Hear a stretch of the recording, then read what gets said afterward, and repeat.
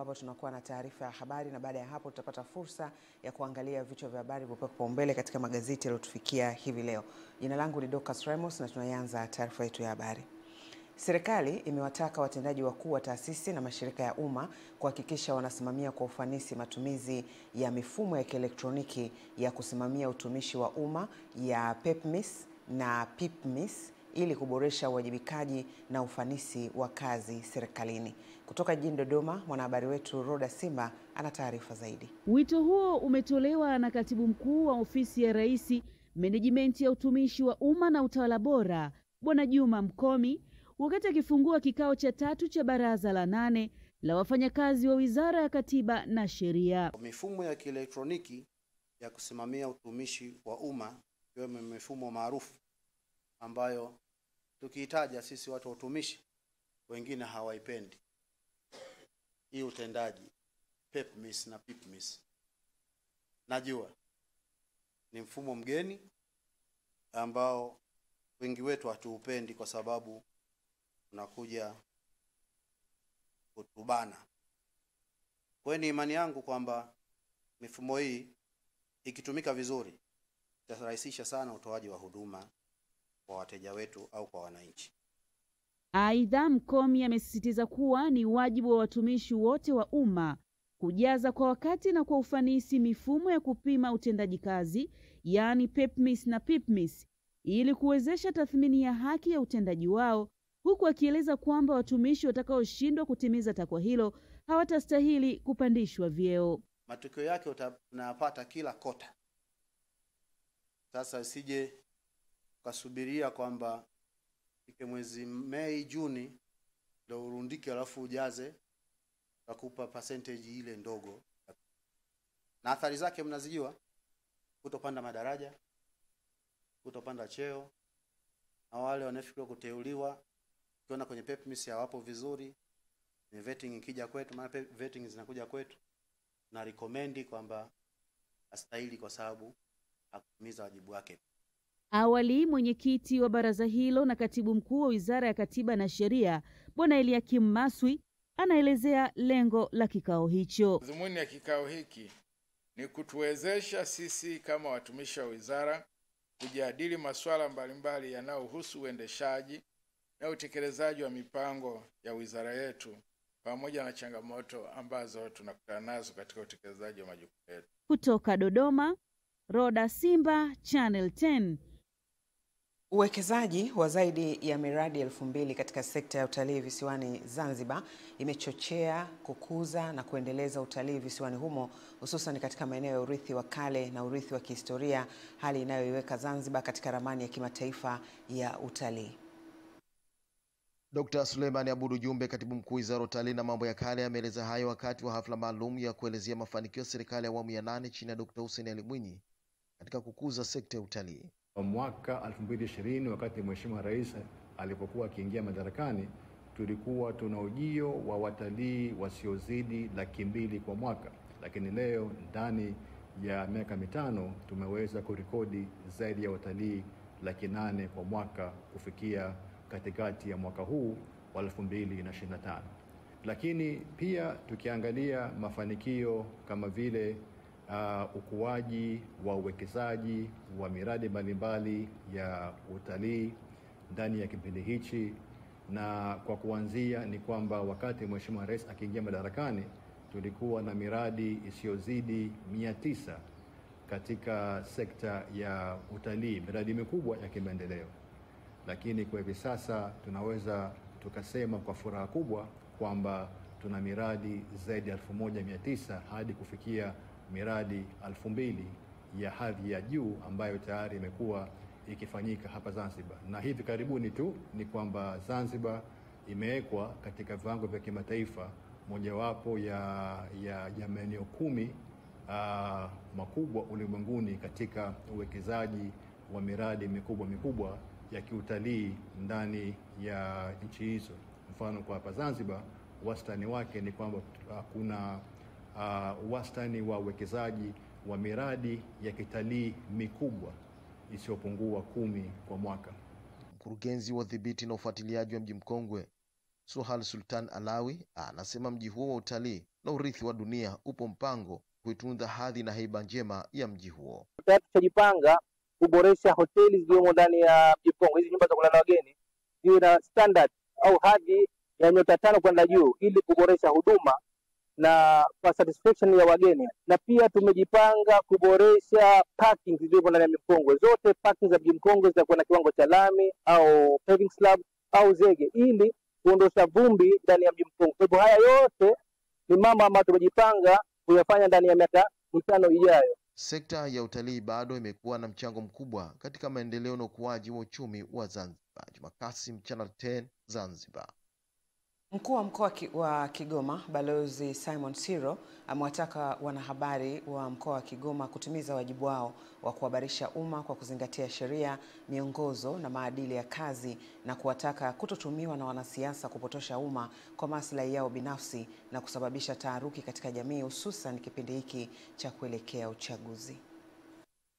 Kauli hiyo imetolewa na mkuu wa wilaya ya Kigoma Dr. Rashid Chuachua wakati akimwakilisha mkuu wa mkoa katika mdahalo kati ya maafisa wa serikali pamoja na waandishi wa habari mkoa wa Kigoma ambao umeratibiwa na Baraza la Habari Tanzania MCT. Anasema jukumu la waandishi wa habari ni kuzingatia maadili yao ya taaluma katika kuhabarisha umma na kutokuwa sehemu ya kuzua taharuki kwa maslahi ya watu wachache. Usitumike kisiasa.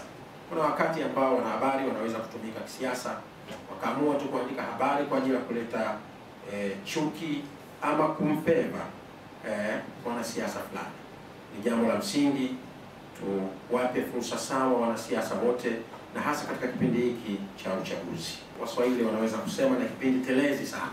Ni muhimu kuhakikisha kwamba tunafuata na kutii maagizo mbalimbali, lakini pia kufuata taratibu zetu ili tuvuke salama. Katika mdahalo huo washiriki walitoa maoni yao katika kuboresha utoaji na upatikanaji wa taarifa kwenye sekta mbalimbali za serikali na kudumisha mashirikiano. Utaratibu wetu wa polisi ni mrahisi mno. Kwanza tunataka watu wapate taarifa zilizo sahihi. Tuende tuandike mambo ambayo yanajenga nini? Nchi.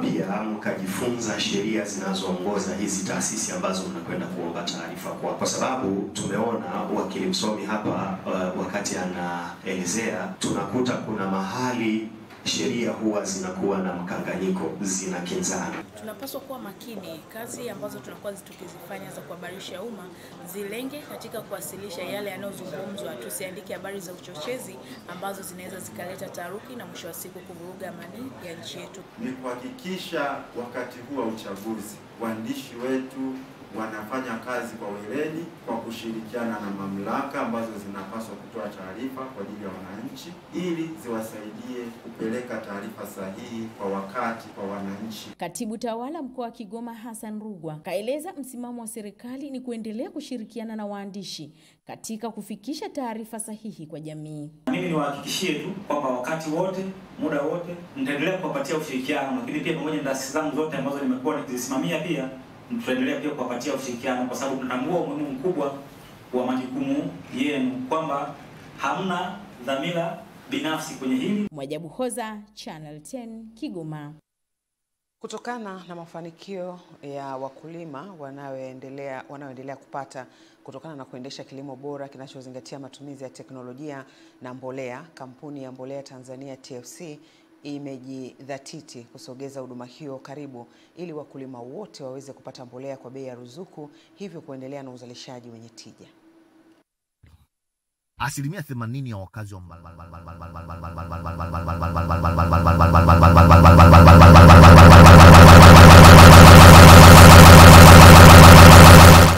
baadhi ya mbolea tayari zipo nchini, ikiwemo mbolea ya kani 27, urea N 46%. Waendelee na uzalishaji wenye tija kwao na taifa kwa ujumla. 85% ya mahitaji ya mbolea hizi kwa hapa Uchunya tayari zimeshafika na naamini mipango ya kuanza kuzisambaza aidha imesha au imekamilika.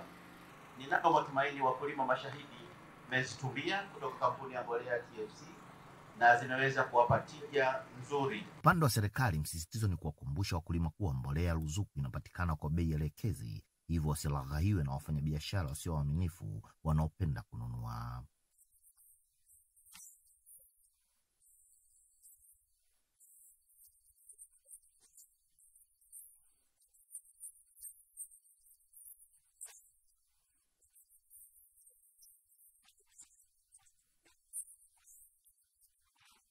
Mtu akipata elimu huwa anafanya kitu vizuri. Kwa mfano, wakipata elimu ya mkopo hapa na tukipata elimu ya mkopo vizuri, kuna uhakika wa watu kuperform kwenye mambo ya kilimo. Jimmy Mengele, Channel 10, Mbeya. Serikali imepongeza mabadiliko ya mfumo wa uendeshaji wa shughuli za posta nchini ikiwemo matumizi ya teknolojia katika sehemu ya usafirishaji wa bidhaa na huduma za kielektroniki badala ya kushughulika na mfumo wa jadi wa barua.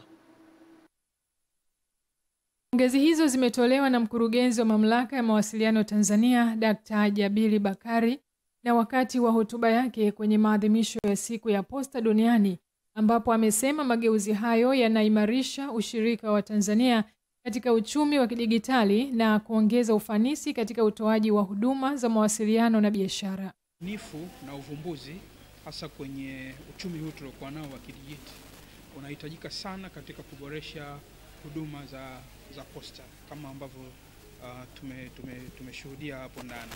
Kwa hiyo message yetu kubwa leo ni kuendeleza ubunifu ili kuweza kuboresha zaidi huduma za posta. Na wote mnafahamu kwamba biashara mtandao zinafanyika na zimeendelea kufanyika kwa wingi sana, lakini mwisho wa siku lazima kile kitu ambacho kilikuwa kinazungumzwa au kinafanywa biashara lazima kitoke kutoka sehemu moja kiweze kufikia mlaji. Naye mkurugenzi msaidizi wa huduma za posta na vifurushi kutoka Wizara ya Mawasiliano na Teknolojia ya Habari, Caroline Kanuti, amebainisha kuwa serikali imeendelea kuweka mazingira wezeshi kwa watoa huduma wa posta wa umma na binafsi kuhakikisha huduma bora na za kisasa zinawafikia wananchi katika maeneo yote nchini, ikiwa ni pamoja na vijijini.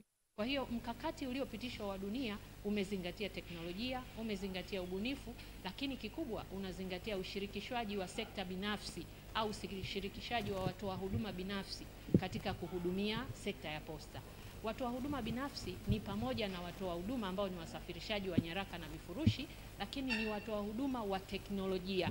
Kwa na sisi tunaenda, nadhani sasa hivi ukiangalia dunia inakimbia sana katika zima la teknolojia. Kwa na sisi kwetu tumejitahidi kwa kiasi kikubwa kuweza kupambana kuhakikisha teknolojia inatamalaki ndani ya shirika la Posta Tanzania. Ukiangalia kama sasa hivi tumeanzisha duka mtandao ambalo linaitwa Kipepeo Shop.co.tz ambao hilo tumeweza kuwakutanisha wafanya biashara wadogo na wakubwa wa hapa Tanzania zaidi ya 1000 wapo katika duka hilo kwa ajili ya kuuza bidhaa zao ndani na nje. Filipina Ndwata. Viongozi wa dini mbalimbali mkoani Iringa wamewataka wanahabari kuendelea kuzingatia maadili na miiko ya taaluma yao kwa kuandika, kutangaza na kuchapisha habari zinazoheshimu utu wa binadamu, hasa katika kipindi hiki cha kuelekea uchaguzi mkuu. Wamesema vyombo vya habari vina nafasi kubwa katika kuimarisha amani, umoja na mshikamano wa kitaifa, hivyo vinapaswa kutumia kalamu na vipaza sauti kwa kuwajenga wananchi, si kuwagawanya. Viongozi hao wamesema hayo katika semina ya siku moja iliyoandaliwa na Baraza Kuu la Waislamu Tanzania BAKWATA na kushirikisha viongozi wa dini mbalimbali mkoani Iringa na kuwaasa waandishi wa habari kuepuka lugha za uchochezi na badala yake kuandika habari zenye kuelimisha, kuhamasisha na kuchochea maendeleo ya kijamii na kiuchumi. Taarifa zile za habari ambazo mnazichukua, hakikisheni angalau kwa watu 10 kama ni sahihi ndio mzitangaze. Waandishi wa habari kama wana uwanja mkubwa zaidi kwa kutoa taarifa katika social media, vyombo vya habari, ili kuwapa wananchi au Watanzania kwa ujumla taarifa sahihi kuhusiana na ushiriki wao katika uchaguzi. Kama tunavyowaambia, ushiriki katika uchaguzi ni jambo la kikatiba ambalo kila mwananchi anapaswa ashiriki kuchagua kiongozi yule anayemfaa katika miaka mitano mingine inayokuja. Naye Omari Ibrahim ambaye ni afisa miradi kutoka BAKWATA makao makuu amesema semina hiyo imeandaliwa makhsus kwa makundi hayo muhimu katika jamii ambayo ni waandishi wa habari na viongozi wa dini. Kwa lengo ni moja tu, hao wote ambao tumewakusanya, lengo ni kutoa elimu, kutoa mafunzo ya elimu ya uraia ili wakafikishe kwenye majukwaa yao pasipo kubagua, pasipo kubadilisha kile ambacho kimekusudiwa. Kwa ujumla kwamba mafunzo yamekuwa mazuri, mafunzo yameweza kutukumbusha wajibu wetu mafunzo yameweza kutukumbusha juu ya swala zima la uraia, haki na wajibu wetu. Clement Sanga, Channel 10, Iringa. Wananchi wa wilaya ya Pangani mkoani Tanga wameonyesha furaha zao baada ya serikali kuanza ujenzi wa daraja katika mto Pangani na ujenzi wa barabara ya Pangani, Tanga hadi Bagamoyo, na kusema kuwa itasaidia kuondoa adha ya miaka mingi ya kuhatarisha maisha yao ya kuvuka mto huo kwa kutumia mitumbwi ambayo mara kadhaa imekuwa ikipinduka. Wananchi hao wametoa hisia zao hizo kufuatia ujenzi wa daraja hili la Pangani, wakati wakizungumzia hali ya utekelezaji wa miradi ya sekta mbalimbali kwenye maeneo yao, na kutaja ujenzi huu kuwa ni wa muhimu, hivyo kuomba serikali kuongeza kasi ya ukamilishaji wake. Daraja la mto Pangani hili litakuwa ni mkombozi. Itakuwa ni mkombozi kwa maana ya kuwa at least sasa hivi kujua kwamba uwepo wa daraja ni maendeleo makubwa. Kujua daraja pia tutakuwa tumepiga hatua kubwa sana ya kimaendeleo katika wilaya yetu ya Pangani. Daraja twashukuru, zamani ilikuwa twapanda vidau mpaka Bweni. Saa nyingine vidau vyapinduka, twapata maafa. Lakini tangu tujengewe ili daraja twashukuru, alhamdulillah, tutakuwa tuko vizuri. Ujenzi wa barabara tunasema alhamdulillah, kwa sababu kama angelikuwa kuna kitengo kwa Mwenyezi Mungu, wale walioondoka wakisema awarudishe kidogo waangalie, wanaweza wakaanguka kwa kiwewe, kwa sababu ya maendeleo ambayo yapo sasa hivi na hapo nyuma ilivyokuwepo. Tunamshukuru Mwenyezi Mungu, tunashukuru serikali yetu. Sisi tunafanya kazi hii ya bodaboda, ndani ya kutwa nzima kuipata shilingi 10,000 ilikuwa ni kazi sana, lakini sasa hivi alhamdulillah mchele unalika shehe, unalika vizuri tu, sababu sehemu zote zinafikika, wageni wanakuja Pangani, lakini hakuna kinachowaleta ni hii barabara, sababu inafikika kiufasaha sasa hivi Pangani. Hata biashara ukienda Pangani mjini kule, biashara nyingi zimebadilika. Daraja hili ni swala moja tu kwao, lakini umeme ni jambo lingine ambalo amezungumzia kuwa imeleta afueni kwa kufuata huduma za nishati hiyo umbali mrefu wa hadi kilomita 4. Sisi zamani tulikuwa simu uende utembee kilomita 4 ndio ukaeke simu, ndio ukaeke chaji simu. Lakini sasa hivi kila nyumba ina umeme hapa, bwana, simu tunachaji hapa. Ni mafanikio makubwa sana. Maendeleo umeme ni mtu kana pesa zako wavuta ndani, waweka freezer, wanaweza kuweka samaki, weka freezer, unaweza kuweka maji, weka freezer, unaweza kuweka soda. Sasa hivi kwa kweli maendeleo makubwa sana. Daraja hili linalokatisha mto Pangani itaongeza tija kwa shughuli za wananchi, ikiwemo kiuchumi. Kutoka wilayani Pangani mkoani Tanga, mimi ni Elia Kimani, Channel 10. Mgombea wa ubunge wa jimbo la Ngorongoro kupitia Chama cha Mapinduzi, Yannick Ndoinyo, ameahidi kuanzisha miradi mipya ya maendeleo itakayogusa moja kwa moja maisha ya wananchi sambamba na utekelezaji wa ilani ya chama hicho.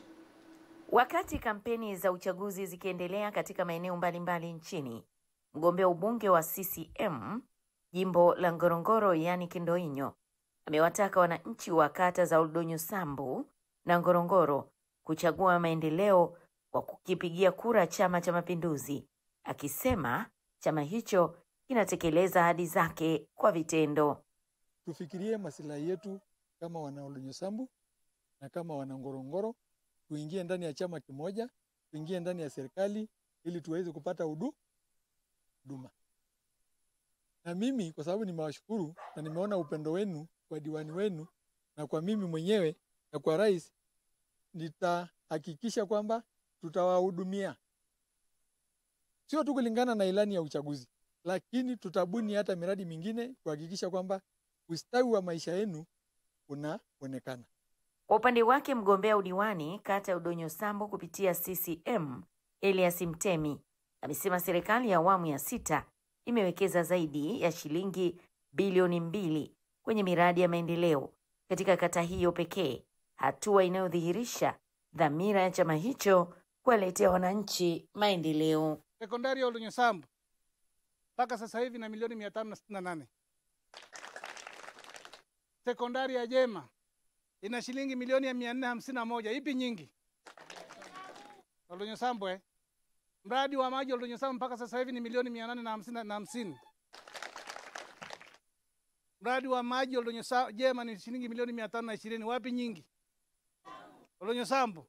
Kwa nini mimi naonekana kwamba kule sifanyi kazi? Chuki binafsi. Sumu haionjwi. Leo ukichagua upinzani, maana yake maendeleo hakuna. Na tarehe 29 twendeni tukapige kura za mafiga matatu, kwa maana ya rais, mbunge wa CCM yani, na mheshimiwa diwani yuko hapa, tukachague tarehe 29 tena kwa kura za kishindo. Jamila Omar, Channel 10, Ngorongoro, Arusha. Sasa ni habari za michezo ambako tunaelezwa mpira wa miguu unachukua mwelekeo mpya sasa baada ya vilabu kuanza kulipwa ili kucheza mechi zake za ligi ya ndani katika mataifa ya nje. Mfano mzuri ni mechi ya ligi kuu ya Hispania kati ya Villarreal na Barcelona ambayo inatarajiwa kuchezwa mjini Miami nchini Marekani mwezi Desemba mwaka huu, huku AC Milan na Como za Italia zikipangiwa kucheza mjini Perth nchini Australia mwezi Februari. Hata hivyo, mpango huo umekosolewa vikali na rais wa shirikisho la soka ulimwenguni FIFA. Akizungumza na wanahabari katika mkutano mkuu wa klabu za soka za Ulaya EFC huko Roma, Infantino alisema tuna muundo wa mashindano ambapo tunakuwa na mechi katika ngazi ya kitaifa, ya bara na kisha ya kimataifa, na huu ndio muundo ulioufanya mpira wa miguu kuwa mchezo namba 1 duniani. Ikiwa tunataka kuvunja muundo huu, basi ni lazima tunachukua hatari kubwa. Mwisho wa taarifa yetu ya habari. Baada ya muda mfupi tutapata fursa ya kuangalia vichwa vya habari vilivyopangwa kipaumbele katika magazeti yaliyotufikia hivi leo. Endelea kuwa nasi.